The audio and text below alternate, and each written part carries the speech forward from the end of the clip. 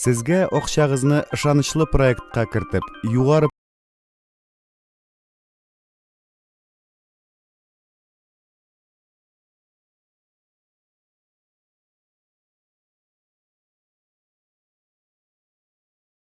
эшләргә теләгән ниндидер ялган оешма ача.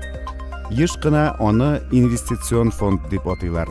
Ләкин чынлыкта акча бернинди инвестиция өчен тотылмый. Гадәттә бу фондка кешеләр чакырыла, зур табышлар вәгъдә ителә, җиңел генә фатир, машина алып булачак дип әйтелә.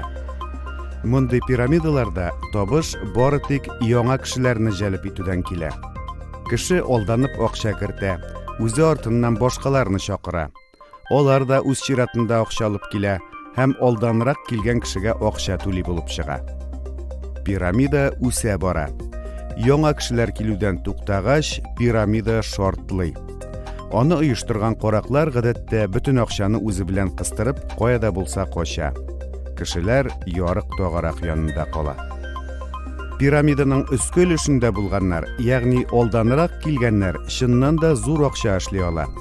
Ләкин бу бары тик башка кешеләр хисабына гына башкарыла. Бу исә кешеләрнең акчасын урлау. Финанс пирамидасына акчасын керткән кеше аны югалтачак.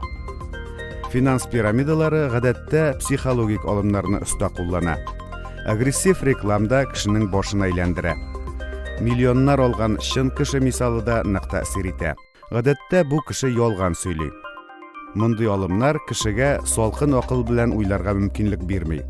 Тиз һәм җиңел югары табыш теләге еш кына акылны җиңеп чыга. Финанс пирамидасын ничек танып була? Беренчедән, аның үзәк банктан алган лицензиясе булмый. Ниндидер рәсми кәгазь күрсәтсәләр дә, аны үзегез тикшерегез. Үзәк банкларның махсус реестрлары бар. Икенчедән, финанс пирамидалары әкияти зур табыш вәгъдә итә.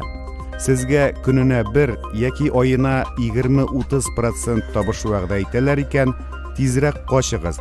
Реаль инвестициядә мондый табыш була алмый. Өченчедән, пирамидаларның акчаны ничек тотулары ачык түгел. Кеше акчаның төгәл нинди инвестициягә булуын белми кала. Чынында инвесторга бу мәгълүмат ачык әйтелергә тиеш. Мондый урыннарга чакыралар икән, шикләнегез, сораулар бирегез, тикшерегез. Финанс пирамидалары караклары кармагына эләкмәгез. Һәр вакыт үзегезнең финанс белемегезне арттырыгыз.